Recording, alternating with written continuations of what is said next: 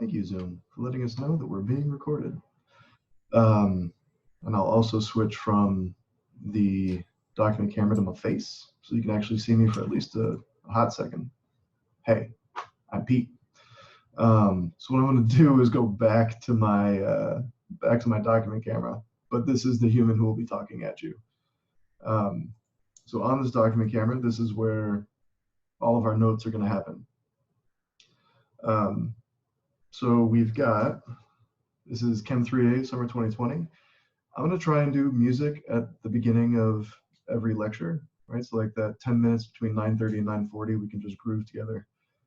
Rather, you will listen to whatever music I give you and y'all will stay muted because that's how I roll.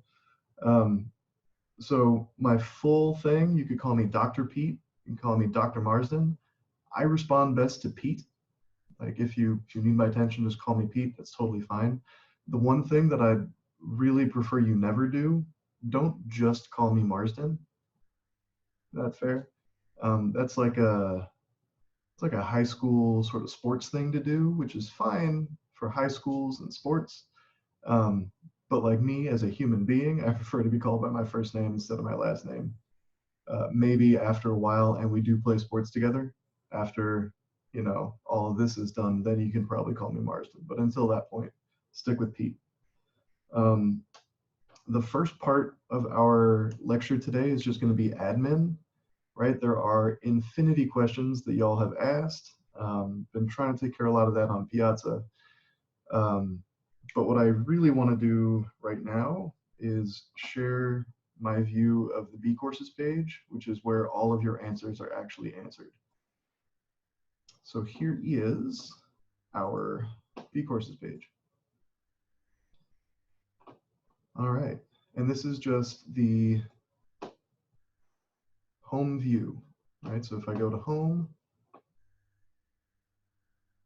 this is what y'all see. I can even go to student view for you. This is in fact what you see, right? So we've got a few modules, getting set up and review. So we had a practice grade scope upload that y'all had looked at.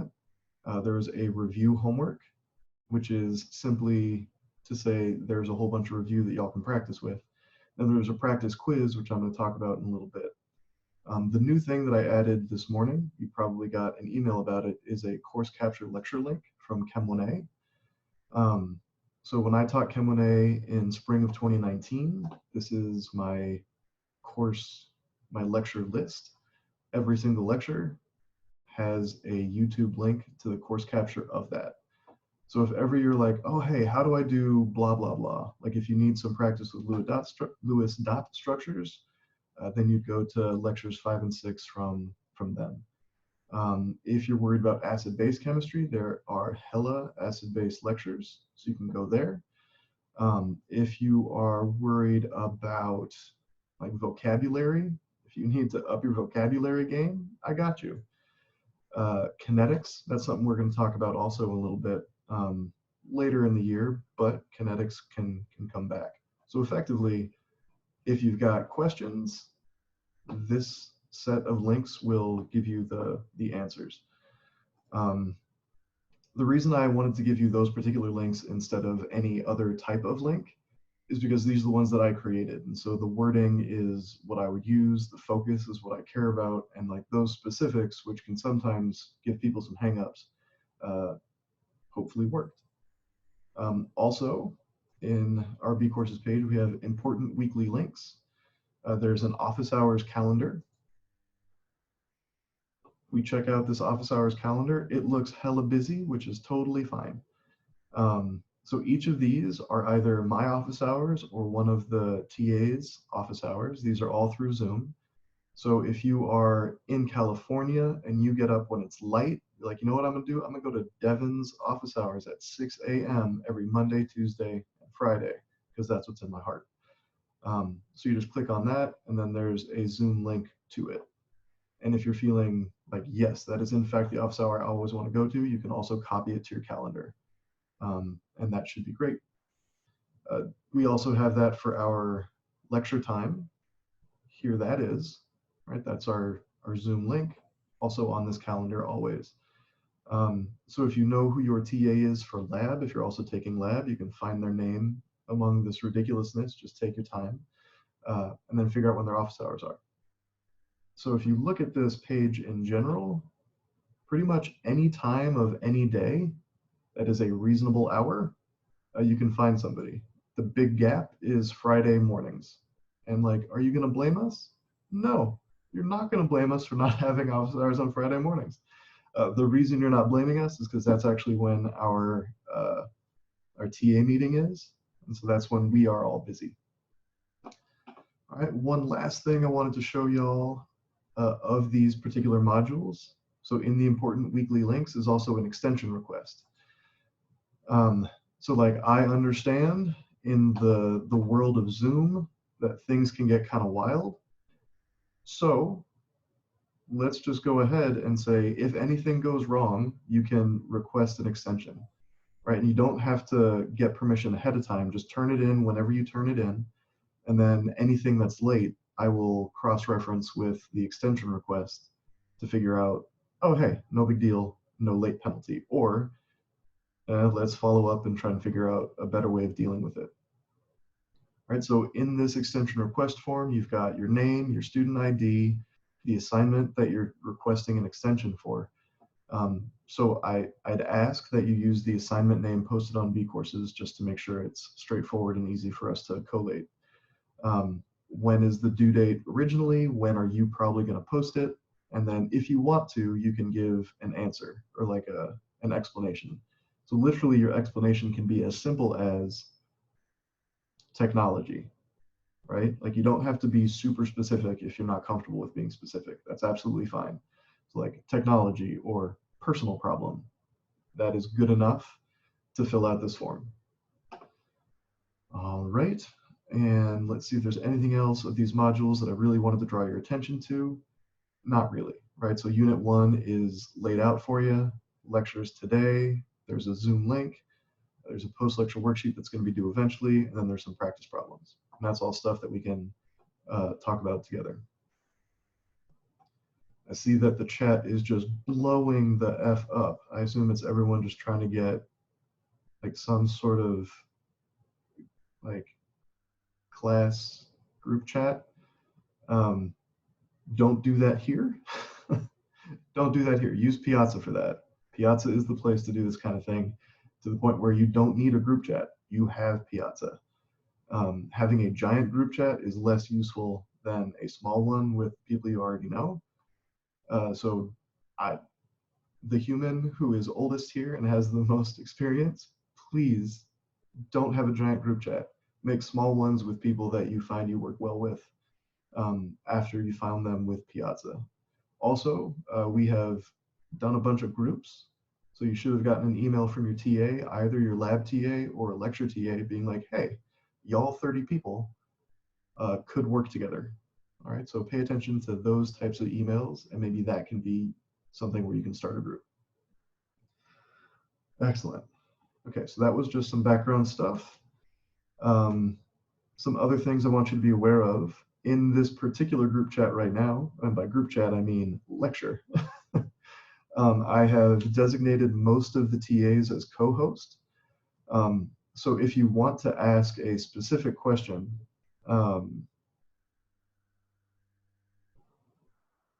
yeah, so if you want to ask a specific question, go ahead and go to the co-hosts, and that should work. Also, it looks like lecture is capped at 300 people, and we have more than 300 people who can't get in right now.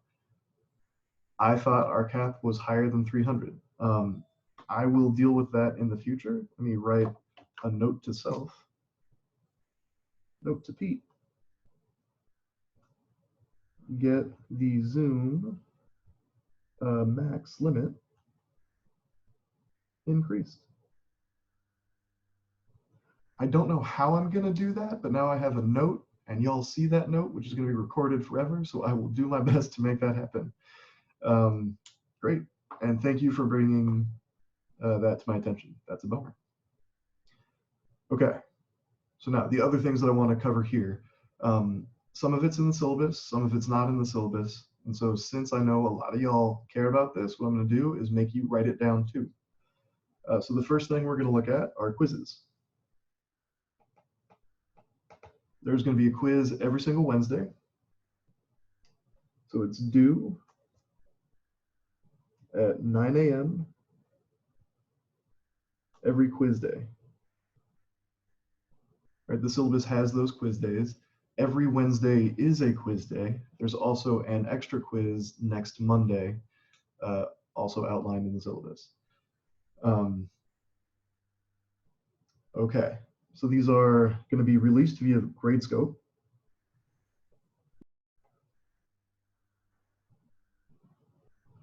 At 12:01 a.m.,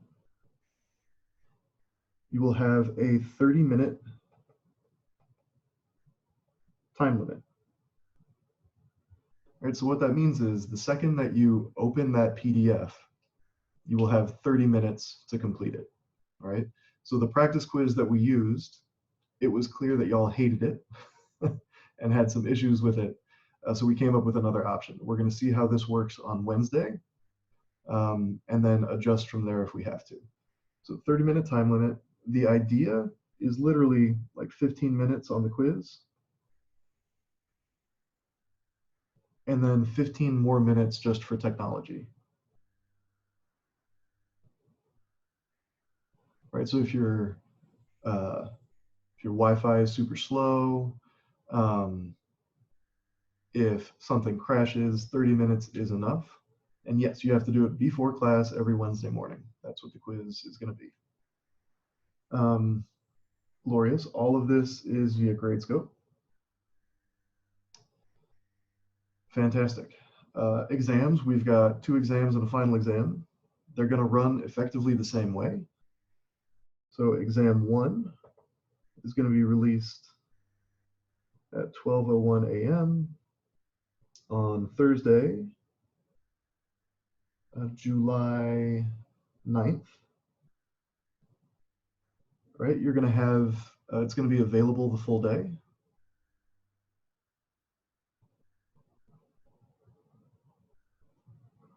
And then you have, so that's like due at 11:59 p.m.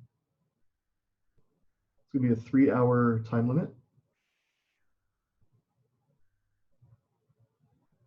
2 hours for work, and 1 hour for technology. Right, so again, these assignments are designed to not take the full time limit. I'm giving a bigger time limit for any technological issues that show up. If a technology issue shows up, you have the extension request form on B courses, and it will not be a big deal. All right, exam 2, same things, but it's going to be July 30th. And the final exam is going to be August 13th. The difference here, it's a 4-hour time limit. Right, it's a longer exam, so you get a little longer to work on it. Okay, so those are the big time limit assignments that we're going to do. The non-time limit assignments that y'all are going to do, these are daily. So these are the post-lecture worksheets. Those should already be released on Gradescope. I think you can see them either Monday morning or Sunday morning for the entire week. So released at the beginning of every week.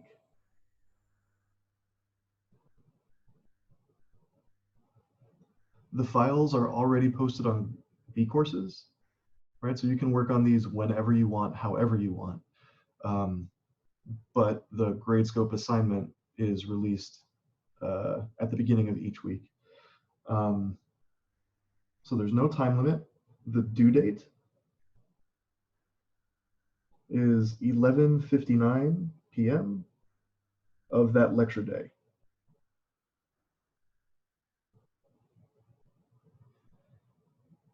All right, so they're all released early, then finish each one for that day.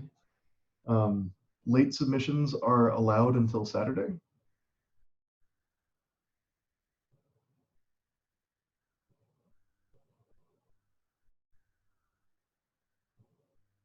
Of that week.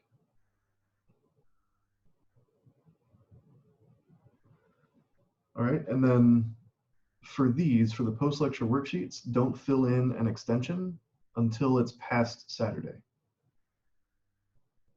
All right, and this late submission, there's no penalty. Right, so there is no point penalty for these late submissions.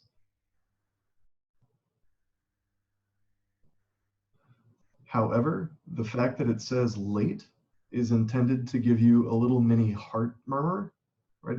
It's meant to increase your anxiety a little bit so that you try and stay on track anyway, right? So like there is no point penalty, but you still feel bad, and that's what I'm going for, right? I'm going to use y'all feeling bad to make sure that you get things done in order and on time. Our post-lecture worksheets graded for accuracy or completion, a little bit of both. A little bit of both. Okay, post-lecture worksheets, fantastic. All right, those are the things that we that we do. We talked about office hours. Okay, so I'm going to move on to another topic, and that's just sort of the course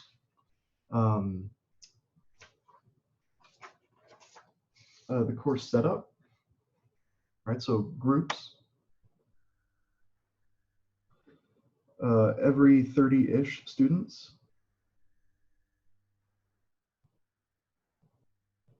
are assigned to a TA.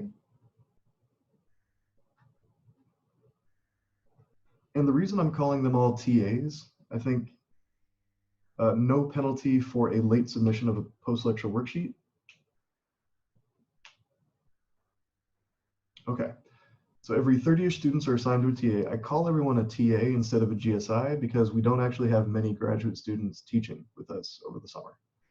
So we have a mixture of graduate students and undergraduates, and undergraduates who've just graduated but aren't quite graduate students yet. So we have a wide range of peeps. So there we go. And the accommodations are going to be automatically assigned for your assignment. So if you have time and a half, if everyone else gets 30 minutes, you get 45. And that's built into the grade scope assignments. Okay, right, so these are completely optional discussions. Right, and so I'm guessing that your TA is going to get a hold of you and say like, hey, here's a when to meet, what hour works for y'all. Maybe there's no 1 hour, but there's 2 different hours. It is up to them how they run it, and it's up to y'all how you want that to be run. Right, so that's like trying to give y'all a sense of community in this ridiculousness, because 300 people is not a good way to get to know people. So hopefully these smaller groups will be useful. Right, collaboration, right? We're in an online situation, everything is remote. I cannot watch you, nor do I really want to watch you take an exam. Even during normal times, like proctoring is the worst. So here's what I want to try and instill in y'all about how you should use your resources for assignments. So collaboration. Right, so for everything, so for all assignments, you can collaborate with yourself, right? You can use all of the things that you have created for yourself to do an assignment. So B courses, your notes, and that's it, right? So that is totally fine. Everything is going to be open note, open book, open internet. Okay. For quizzes, it's okay to work with each other.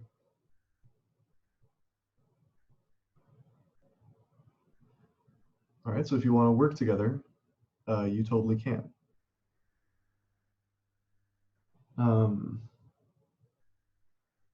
So the thing to know though, right, is your quizzes are timed. Also, I don't want you having one person share their work and then you just write down what they write.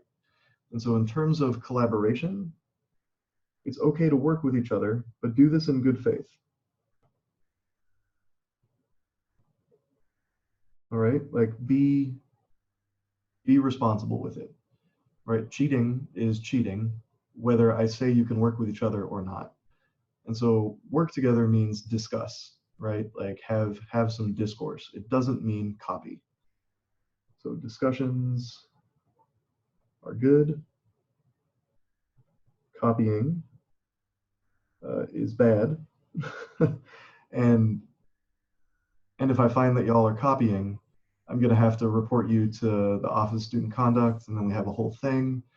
The common issues that happen there are the very smallest thing that happens is you get a 0 on that assignment. The very largest thing that happens is you might get suspended. Right, so those are the ranges of possible penalties. Um, and so just again, if I'm letting you work together, take that as an opportunity to figure out how to correctly work together. Right, collaboration is a thing that you get to do in real life. Um, however, it is your own work that we're assessing. So just take that into account. For exams, so all assignments, you can use your open book. For quizzes, it's okay to work with each other. For exams, these are solo assignments. All right, so no human collaboration at all.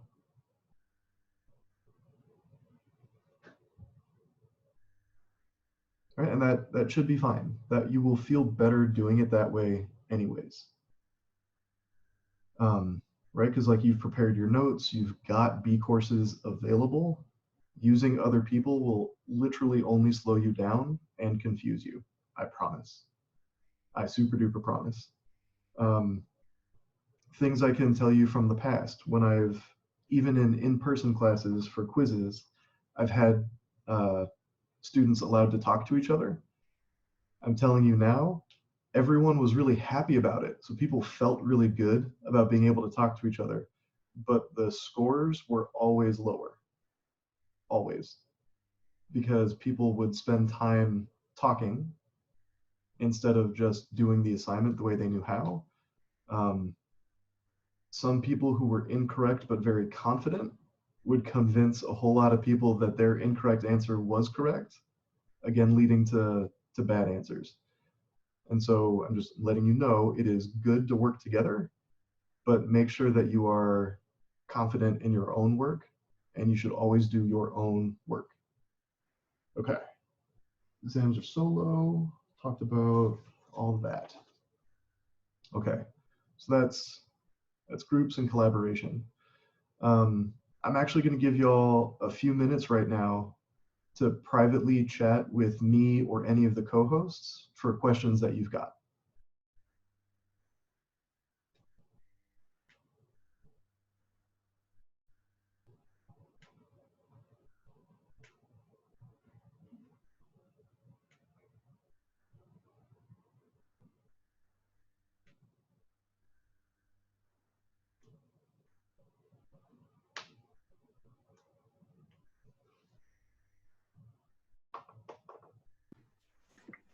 All right, I'm going to mute myself while we go through this sort of, let me actually write down what we're doing right now. So this is 3 minutes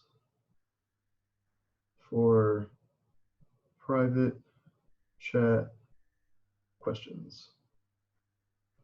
All right, to either to me or co-hosts.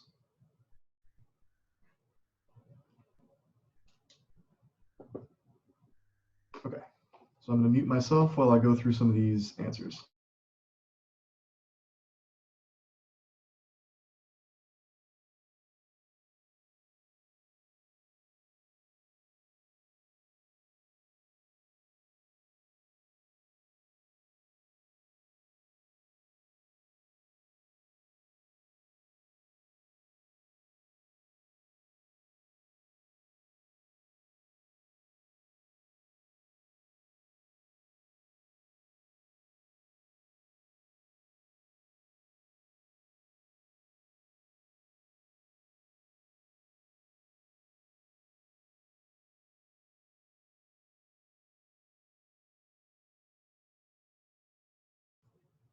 And I highly suggest you use the co-hosts.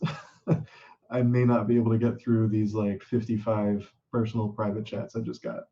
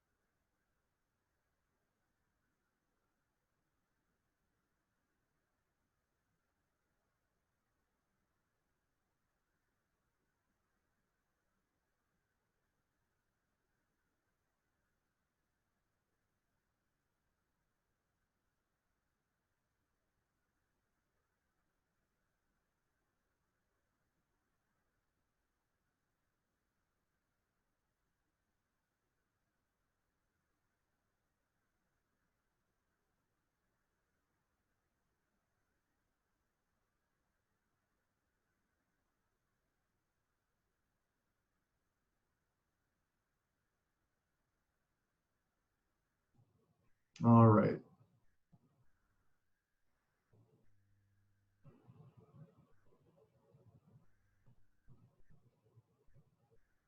Okay. So if I'm going to go ahead and summarize a lot of the questions that I've seen and just answer them out loud with words. Um, Post-lecture worksheets are graded on a combination of completion and accuracy. The nominal due date for every post-lecture worksheet is by midnight of the day of that lecture. There's a chance to turn it in before Saturday at midnight of that same week. There's a lot of questions about if something is late, what will happen. That is going to depend every time. For post-lecture worksheets, you will not be able to turn them in after that Saturday. So that is a hard deadline. For quizzes, I will have to figure that out depending on when you fill out the extension request form, whether I think you should have a penalty or not, etc. So a lot of late work will have to be dealt on a case-by-case basis. All of the quiz files will be downloadable through the through the Gradescope assignment itself. That's how that will work. It will not look like the practice quiz did. It will look more like the practice upload homework. So the practice upload homework, where you had a PDF, you will be able to download that PDF. That download will then start your time limit for the quiz. You then have that much time before you have to re-upload it. The suggested problems are extra problems that will not be graded and you will not turn them in. If you don't do them, you will be struggling to succeed with the exams.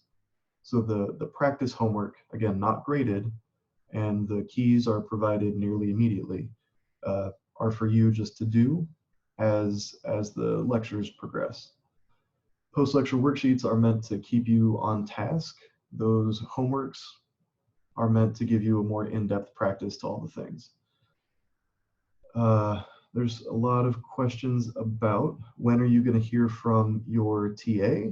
I will email all of them right after this and say like, oh hey, and have them email you to get all of that set up. right? So it might not happen today, but it should happen before the weekend. Okay, and yeah, just like all assignments, if you don't have a tablet, you can print it out and write on it. If you don't have a printer, you can handwrite your answers and then edit a PDF to then upload that. Okay, I think that actually hit most of the things that I read. The other thing had to do with extra time accommodations. For those of y'all who have extra time accommodations, those are going to be built into your personalized grade scope assignments. Fantastic. So that was, yeah, if you can edit your PDF directly, do that. That is the easiest, best way to do things.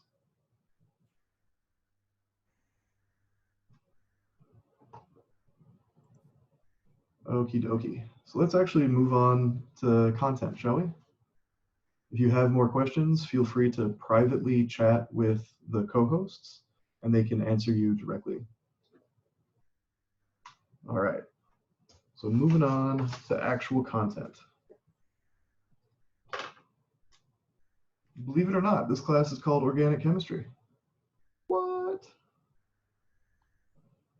All right, so Organic Chemistry.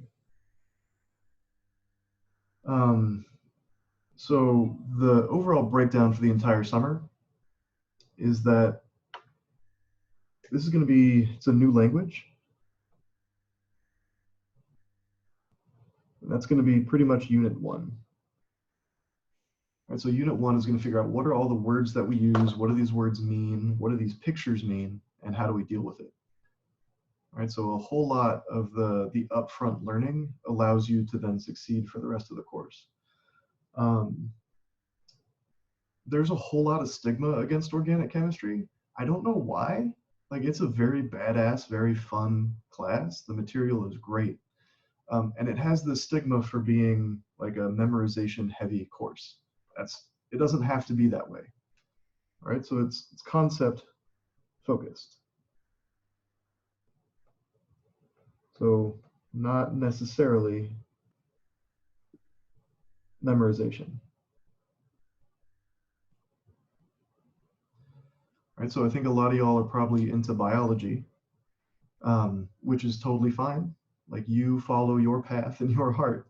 A lot of biology does require memorization. Like the base knowledge is just, it's wider. And so you need to know a whole lot of things before you can use any of it. The great thing about organic chemistry is we need to know like 2 things.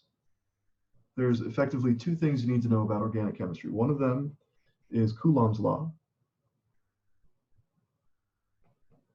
All right, Coulomb's law, the way that we're going to interpret it, negative charges go toward positive charges. Negative goes to positive. That is the underlying tenet of all things chemistry, and in particular organic chemistry.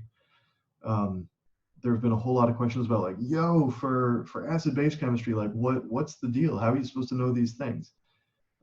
If you go back to the fundamentals and say like, oh snap, Coulomb's law. Coulomb's law is telling me the negative thing goes towards the positive thing, and that's a favorable interaction. And so the more times that you have that type of favorable interaction, whether the negative is like an electron and the positive is some sort of nucleus, then things are going to go okay. One of the other big things about organic chemistry is something called the octet rule.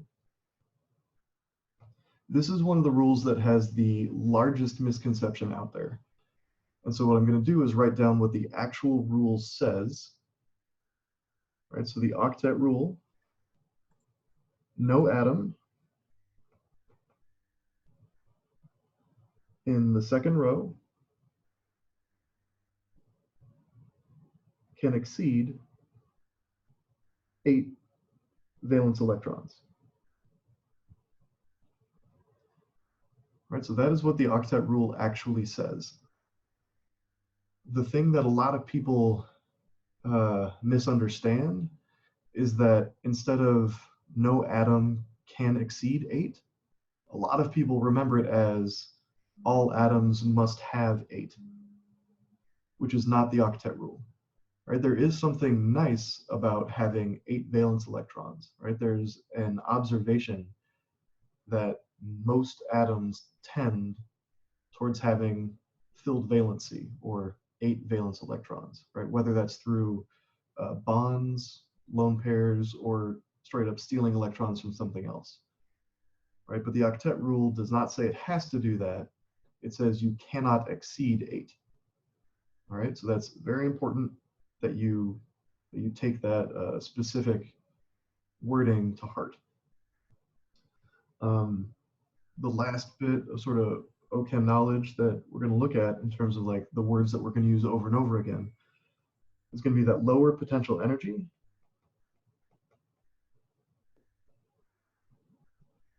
equals more stable. Okay, and so a lot of the words that we're going to be using in this class are comparative words. The word stable doesn't mean anything on its own, right? But if we're comparing two things, we can say, oh, hey, the thing with lower potential energy of this pair is the more stable thing of that pair. All right, so a lot of what we're going to do is going to be comparison words.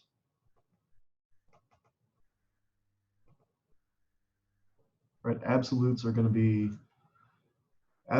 things that people really like to have. Unfortunately, we're just not going to be able to use it. Right, like absolutes just don't really exist other than minuses go to pluses. Right, Coulomb's law is one of those absolutes that is true. Everything else is going to be comparison. All right, so that's our background. We've got about 45 more minutes to cover sort of this intro material, which I'll do presently. All right, so what we're going to talk about next, some review. All right, so these are things that I expect you to know already. I'm writing them down anyway so that we have a record of it. So let's start with atomic structures and properties.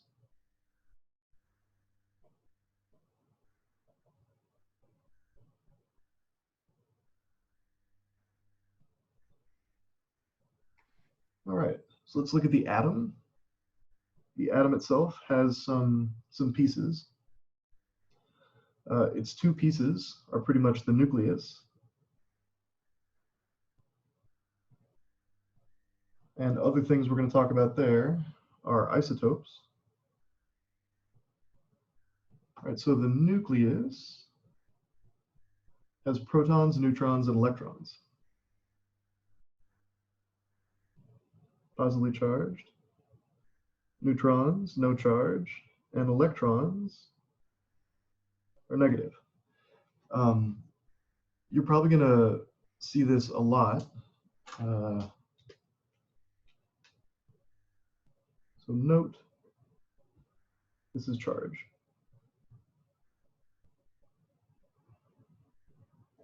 All right, so when I circle a plus or a minus, we're talking about a charge. Right, isotopes are atoms with the same number of protons but different number of neutrons. So isotopes, atoms with same number of protons but different number of neutrons. All right, so the atomic properties, right? A lot of how any atom interacts with the universe has to do with the number of protons. The number of neutrons doesn't necessarily change the chemistry, but it is a slightly different type of atom. And so some examples of that, 1H versus 2H. So this 1 at the top, right, that's your atomic mass. So 1H we call hydrogen. 2H we call deuterium. So deuterium has the atomic label D.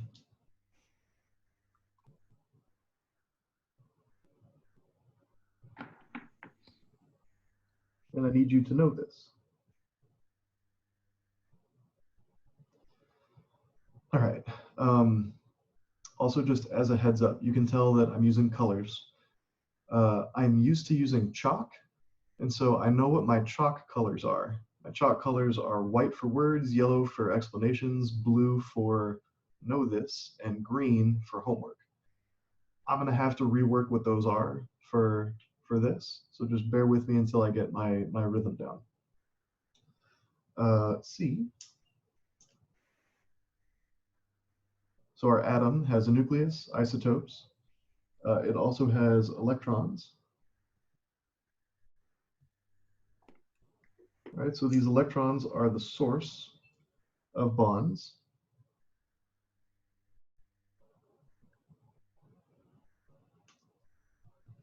Some other things that I need you to know about electrons is that energy levels exist.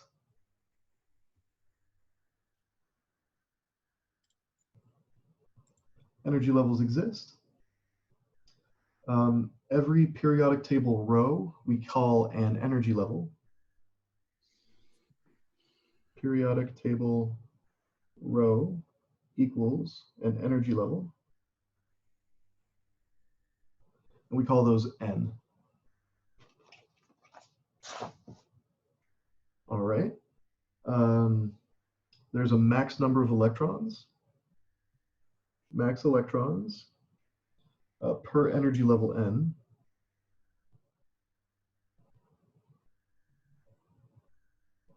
Is 2n squared.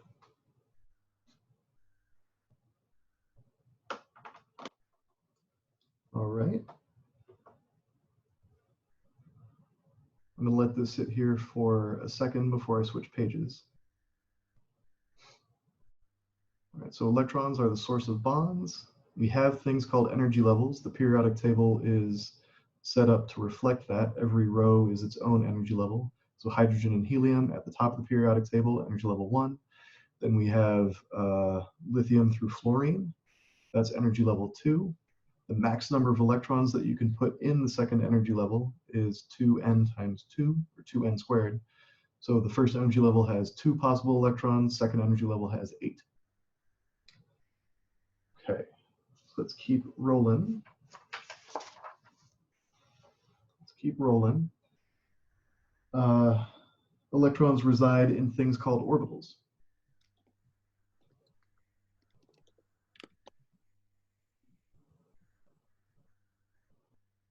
Right, so the energy level, every energy level has a certain number of different orbitals in it. The main orbitals that we're going to focus on in Chem 3A or in organic chemistry are the s orbital and the p orbitals. All right, so the s orbital, I want you to think of it as a sphere. The p orbital, I want you to think of it as a peanut. No, that's not where those letters came from at all, but I'm going to use those letters to help you alliteratively remember what the shapes are. Right, so those 3D shapes exist. S orbital makes a sphere, p orbital makes a peanut. The way that we tend to denote this, if we have our nucleus as a spot, a lot of our orbitals we draw in 2 dimensions. All right, so the sphere turns out to be a circle. So this is a cross section of a sphere. The peanut, we have an oval lobe pointing one direction, another oval lobe pointing the opposite direction. Once you have multiple lobes, your orbital gains different phasing.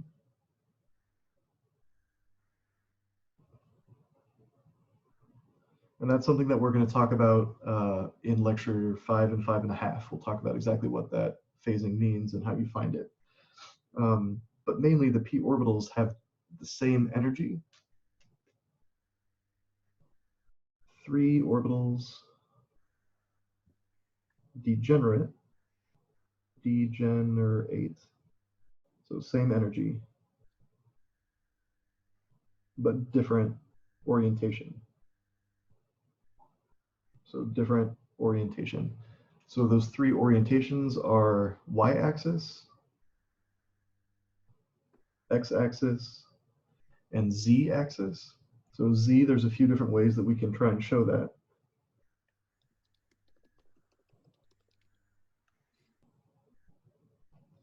All right, so we can use wedging and dashing to say coming out of the paper, going into the paper. Another way that you can try and draw this z orbital is a little more artistic.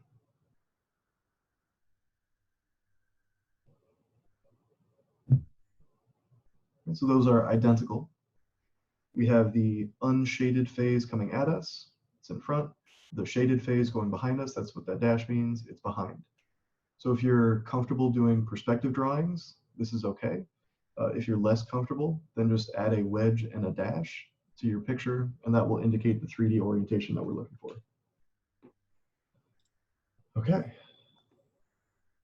We've got 35 more minutes. I feel like I can just keep busting through some of this review material because I want to get to a chance where you can start practicing on your own.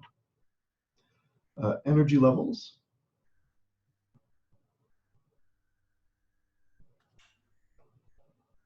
All right. The way that these tend to be represented, we have an energy vertical scale that goes low to high.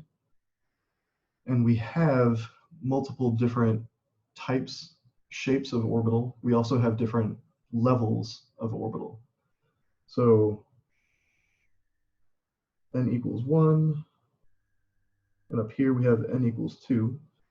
All right, so n equals 1 has a lower energy than n equals 2. N equals 2 also has multiple different shapes. So this is 1s, this is 2s, and these are the 2p.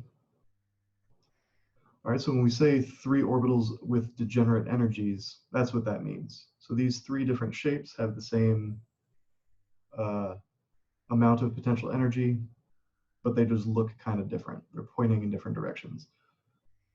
Okay, so this is what this looks like. And so what I want to do right now is pose a question to you. All right, so question. Given that this is accurate, right? So this is the energy level. So given the relative energy levels, given, given, provided, I'm just gonna say given 15 times. All right, so given the provided energy levels, Y is 2s lower energy than 2p. All right, so I'm gonna give you all 90 seconds. 90 seconds, and I want you to think about this. So you've got 90 seconds to work on it. My only hint that I'm gonna give you is Coulomb's law. So force is proportional to the product of 2 charges divided by their distance from each other squared. Okay, so 90 seconds, I want you to think about this. If you've already made some like texting friends, right? Take that chance now. If you know some people, start typing with them. So not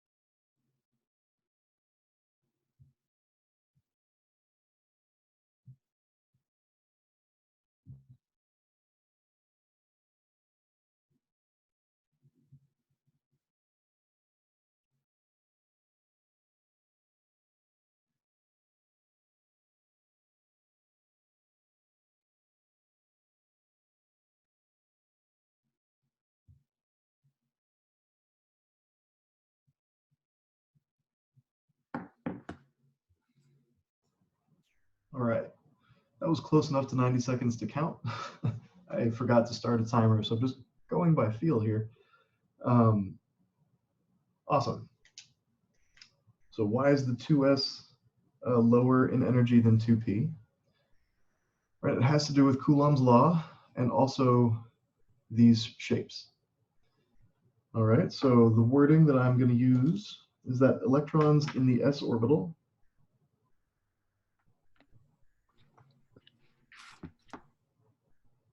can get closer to the nucleus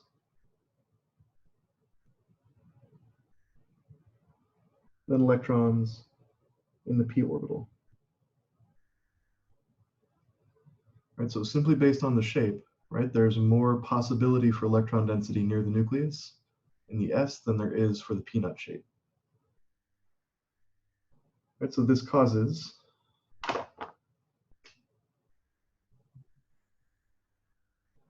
leads to better attractive forces. So negative force equals attraction. So Q1 would be an electron, Q2 would be whatever the charge of your nucleus is, and then that distance r. Right? The distance r is really what we're looking at. So in all of these cases, we're saying how attracted is it? The further away the electron is, then the less attracted it's going to be to that nucleus. Okay, and just again, we've got charges and distance. So that's what the Q's and the R's mean. So Q1 and Q2 are literally any charges that you're trying to analyze. We tend to think of them as proton, electron, but they could be proton versus proton, they could be nucleus versus nucleus. And then the closer any negative charge is to a positive charge, then there's a stronger attractive force there.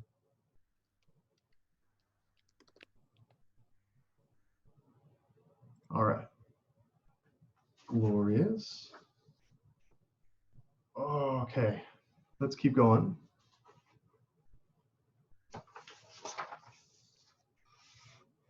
Because I do want to get to the point where you can do more work on your own and not just listen to me talk at you. Okay.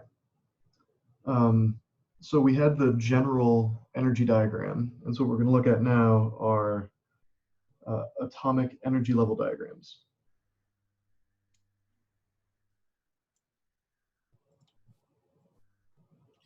Right, so we had the general idea, and now if we say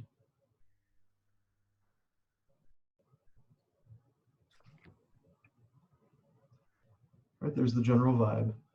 If we're looking at hydrogen versus carbon versus nitrogen versus oxygen, right, it's going to be the same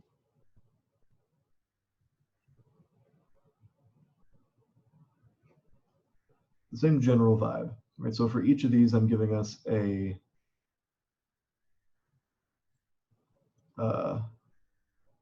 new energy line, right? A new energy. Yeah, new energy line. My words ran out. Sorry, team. I'm just gonna have to interpret what you think that means today. No.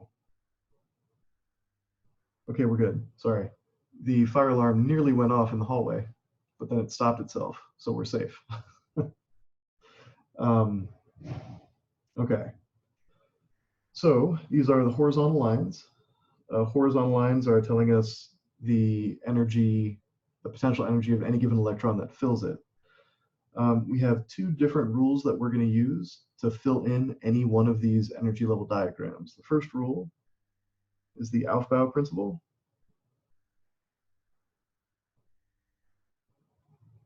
Right, so we're going to fill electrons from low energy to high energy.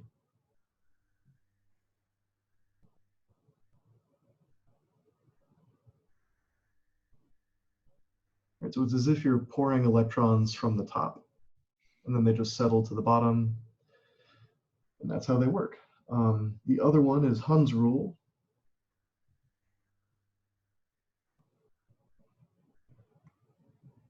Hund's rule, where you spread electrons out before you pair them.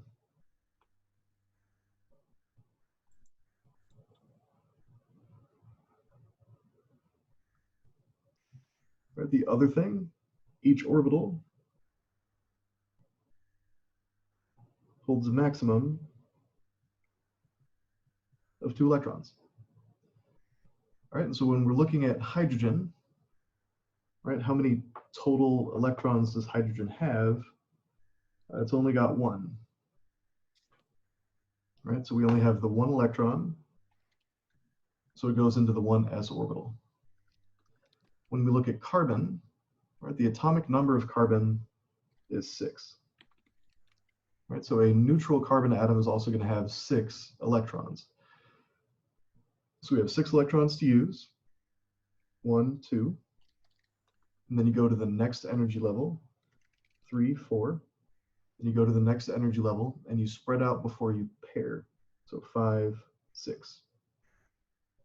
One of the things that you're probably noticing here is I didn't add any spin to any of these electrons, right? In organic chemistry, it doesn't actually matter. Right? It doesn't really matter whether one has a quantum spin up and the other has a quantum spin down. Right? All we're really doing is counting how many electrons do we have and in which orbitals do they reside. Nitrogen, 1, 2, 3, 4, 5, 6, 7. And then oxygen, 1, 2, 3, 4, 5, 6, 7, 8.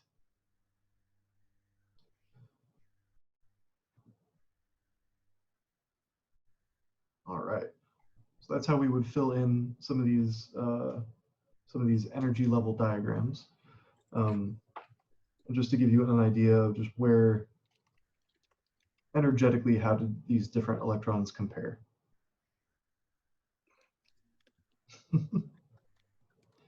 All right.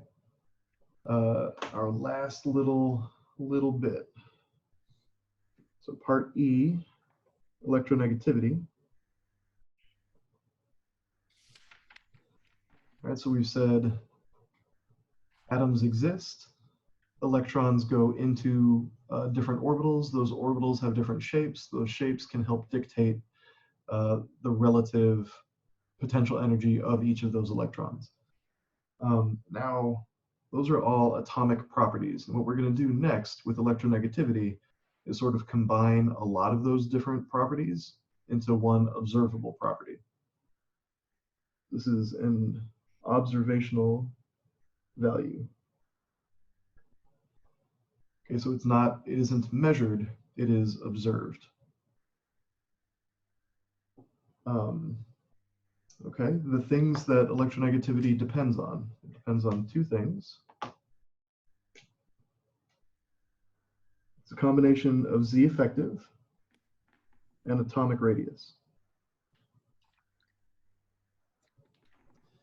Right, so those 2 concepts combine to give you an overall observed electronegativity. Right, so these are physical properties. Electronegativity is an observable property. In general, the way that I'm going to try and define electronegativity is that it is a measure of how well an atom can skew electron density toward itself. So a measure of how well an atom can skew electron density toward itself. All right, so if we're looking at periodic trends, fluorine is the maximum electronegativity value that we see.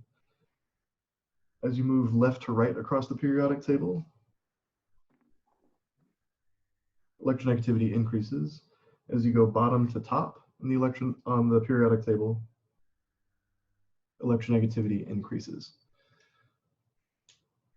Right, so that's not a hard and fast rule, right? So that's not telling you exact values, but it is giving you a trend. right? So, but saying how does chlorine compare to oxygen, you don't actually know, right? So from this trend, you can't say which of those is more electronegative. You would have to look at the actual data to figure that out. All right, let's see. Next is then applying this concept of electronegativity to our atomic orbital energies. All right. And so what I want to know is how do the atomic energies, how are they affected by electronegativity? So how electronegativity affects atomic orbital energies. So AO is atomic orbital.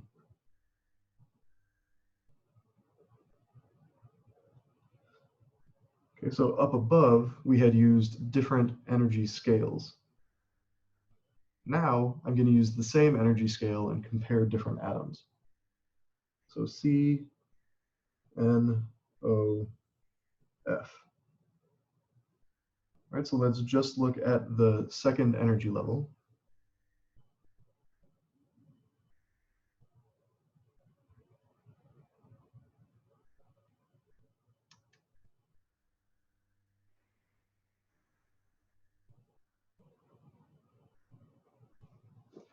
And we see that as you increase electronegativity, something happens, right? So this is the data. These are the data. So as electronegativity increases,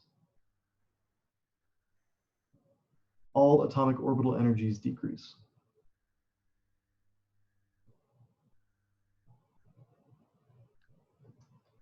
And what I'm going to give you all a question for homework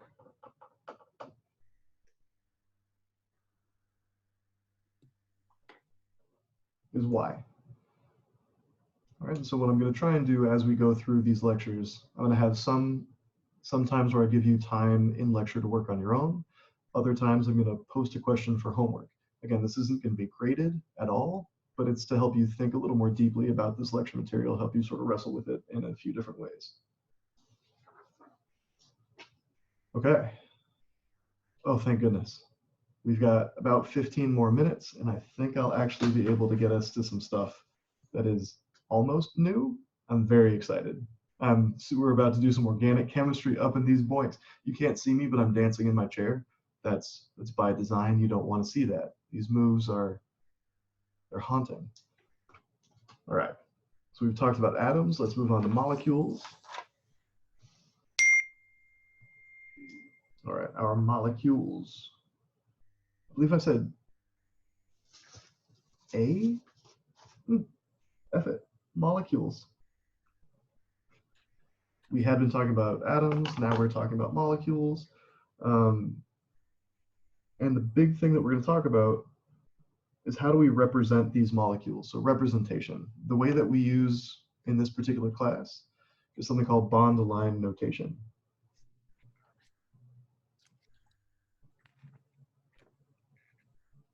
There are a few other ways that like there's some other sort of terms. The idea is the same. Sometimes it's like stick model, sometimes it's called skeleton drawing, sometimes it's called that zigzag thing.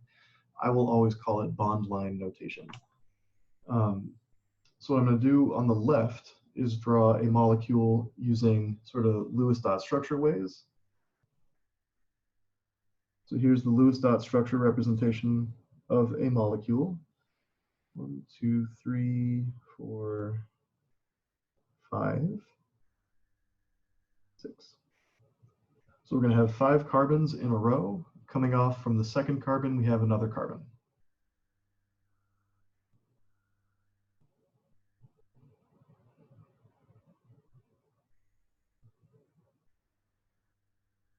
All right, so here's our Lewis dot structure.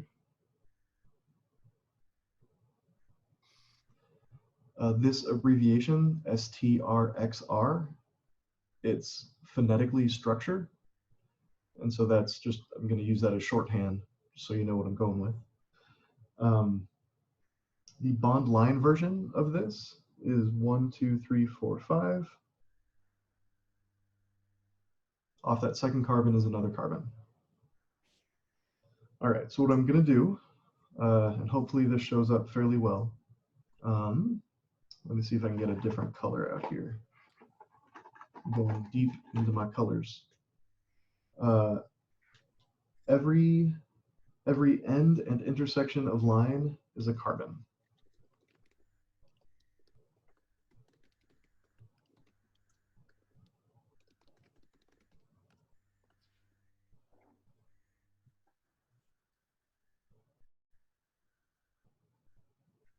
All right, so if we're looking at this, I say here's an end, there's a carbon, there's an intersection, that's a carbon, intersection, carbon, intersection, carbon, and then end, end.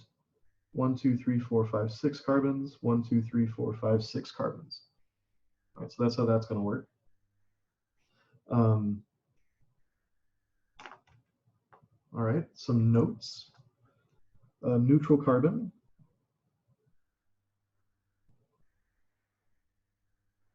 tends to have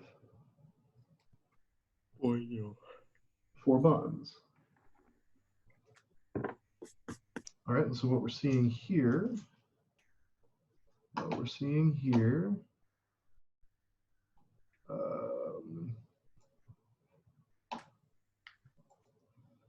is a whole bunch of non-shown bonds. And so all CH bonds are omitted.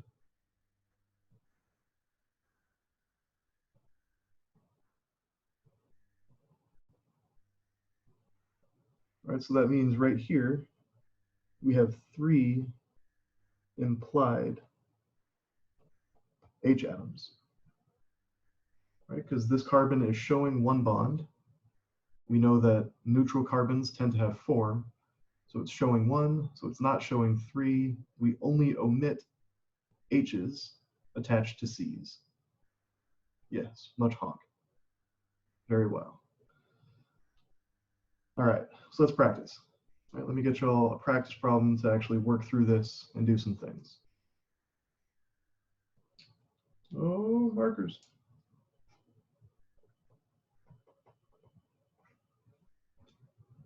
All right.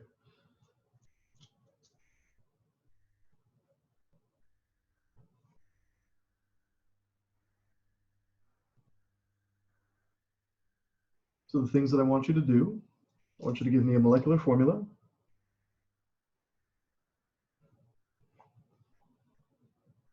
And I want to know the hybridization of each carbon.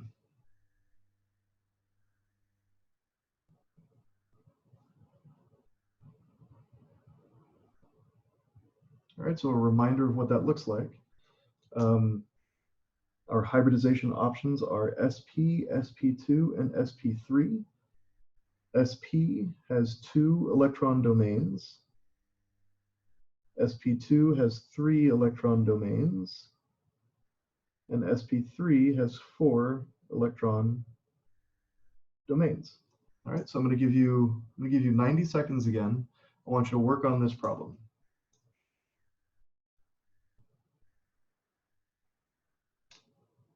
All right, so how many carbons, how many hydrogens, and then once you've figured out the carbons, where they are, what hybridization do they have?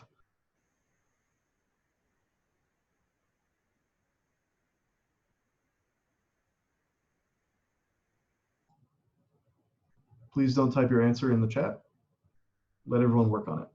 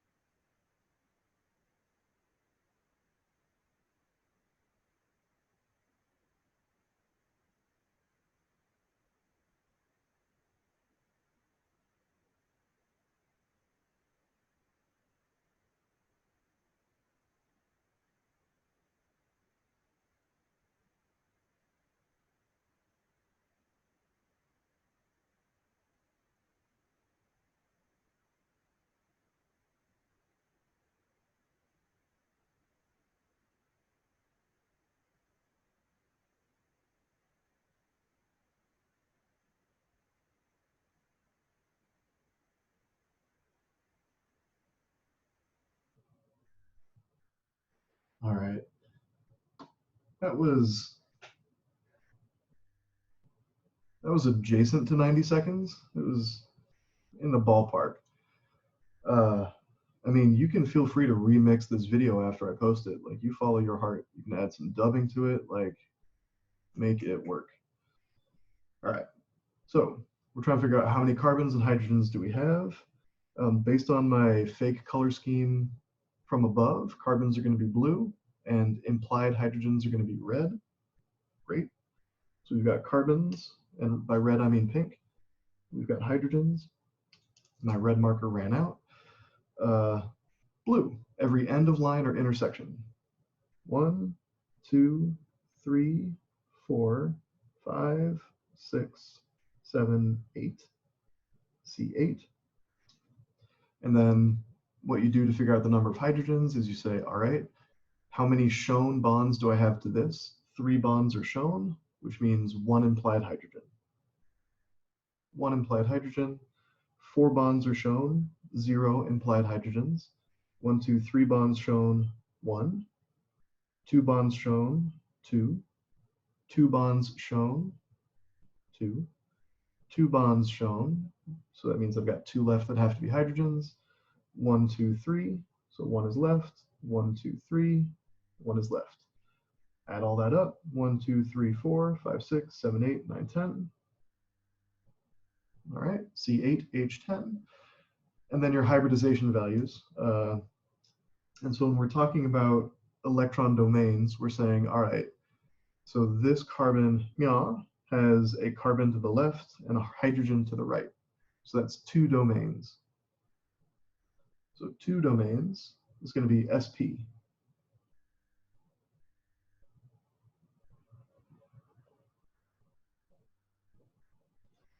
All right, over on the left,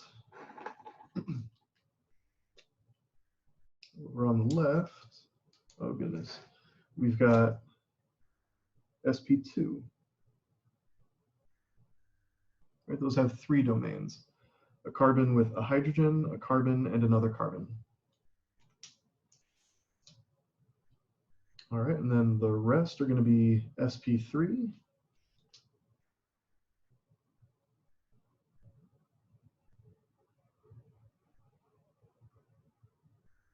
Right, so all of those are sp3. All right, so you can pick for yourself how you want to denote the hybridization. How I got to sp2 and sp3? Sure thing. So electron domains is what we're counting. Let's look at this carbon right here. This carbon is attached to 1 carbon, 2 carbon, 3 carbons, and 1 hydrogen. So that's attached to 4 things. So 4 things, 4 domains, sp3. sp2, we've got carbon, carbon, hydrogen, 3 things attached, 3 domains, sp2. You would write D as its own thing. Okay. Let's do yet more practice.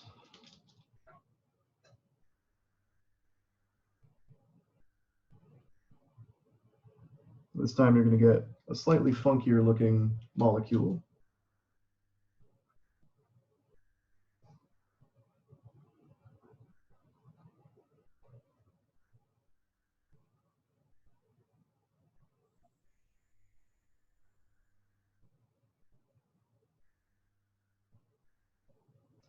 All right, same question. Molecular formula and hybridizations.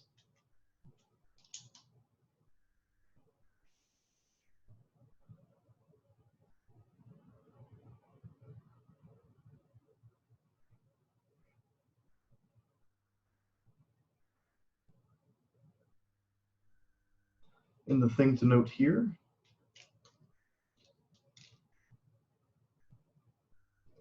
that lone pairs, let's try that again.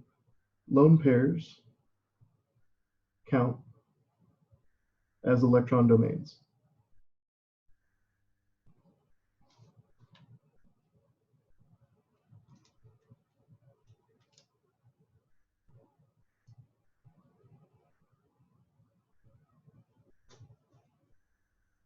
All right, I'm going to give you another 90 seconds. Go ahead and work that one out.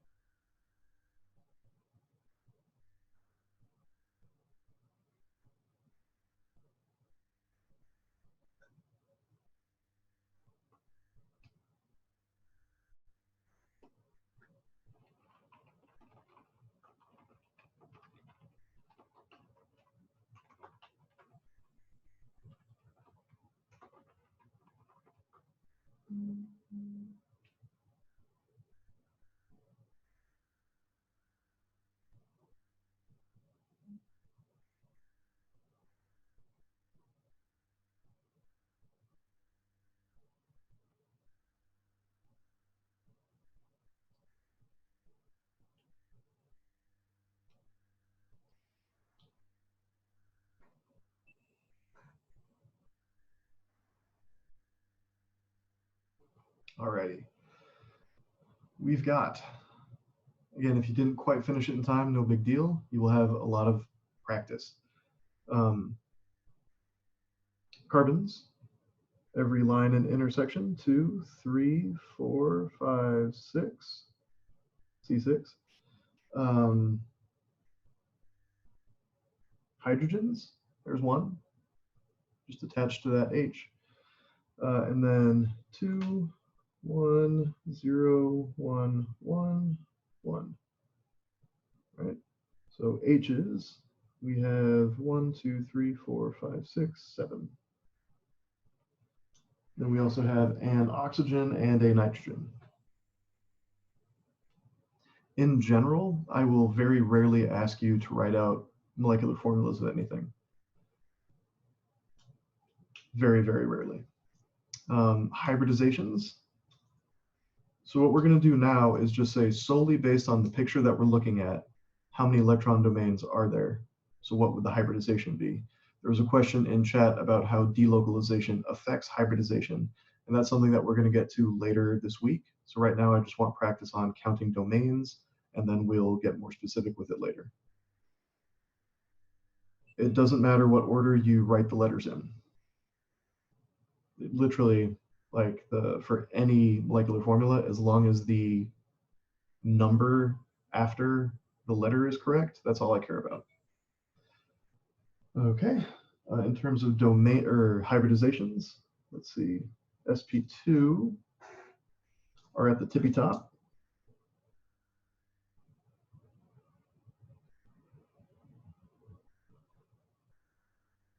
Those all have 3 domains, then everything at the bottom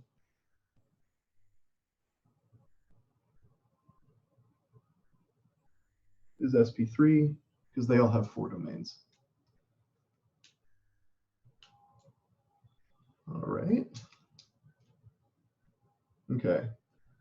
I have 2 more things to go over.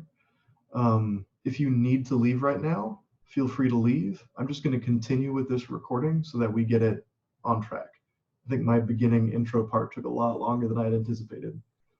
So let's just continue with the material. Again, if you need to leave, everything will be posted. All right, so there's some practice with bond line notation, counting up atoms. So 2 more examples. We're going to look at heteroatoms in bond line. Right, so how do we do bond line notation this way?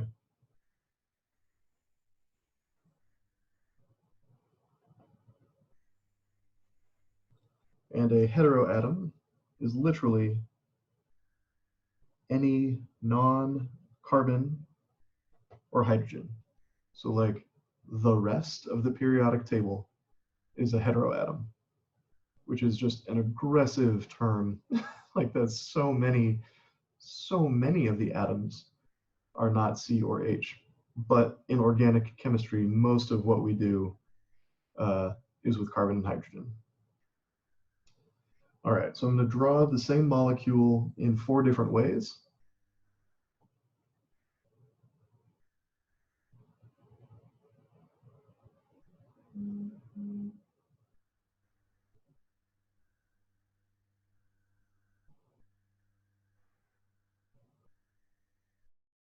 All right. So all 4 of those representations are fine. These are all acceptable.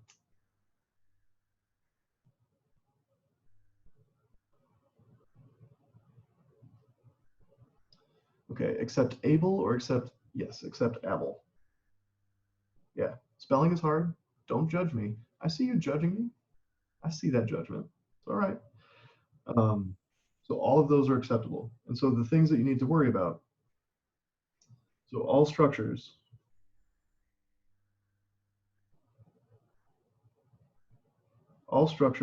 always require non-zero formal charges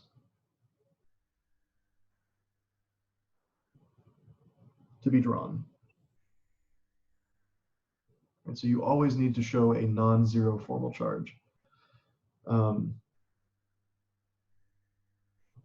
all H's, so all H atoms must be shown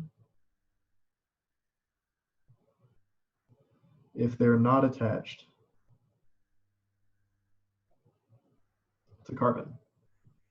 And so the only H's that you may omit are those H's attached to carbon. Everything else is shown. The last thing, your lone pairs of electrons can be omitted. Right? You can leave them out if you want. You can add them in if you want. In general, I'm going to leave it off. Those dots take time, and I usually need that time for practice with y'all. Okie dokie. Let's finish this last example, which has to do with formal charges.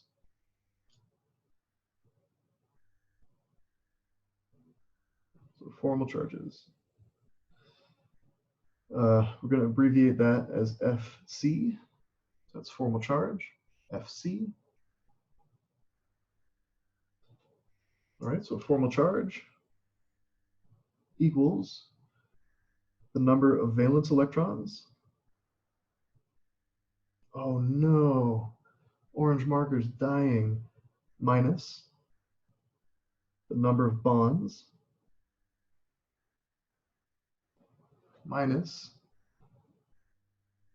the number of non-bonding. Oh, keep going. You got it. You got it, marker. I believe in you. Electrons. All right, so for this molecule, add in missing lone pairs.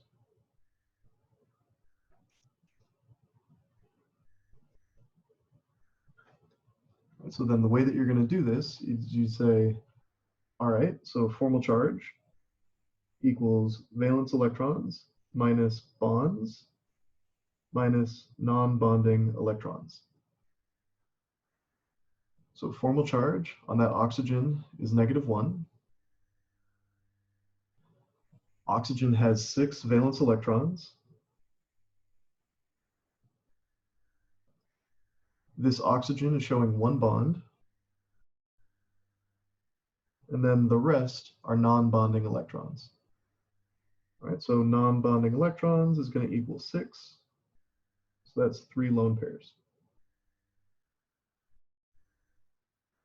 So that's how you would interpret a lot of these things. So the shorthand that I will be using is always going to be circle around whatever the charge is on that atom. It's then up to y'all to use the combination of understanding of bond line notation and formal charge to figure out what exactly is attached. This is an F. FC. Formal charge.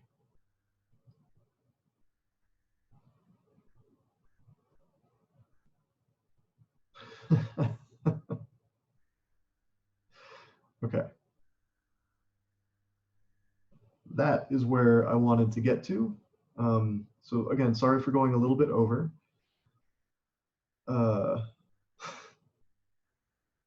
Glorious. Thank you for hanging out with me. I am sorry to pretty much like 100+ students who could not join the Zoom call due to unknown maximum size limits. So some things that you'll be able to do right now. The post-lecture worksheet is posted. You can work on it. Homework A is posted. You should be able to get through most of that. And then I will see you tomorrow at 9:30 again.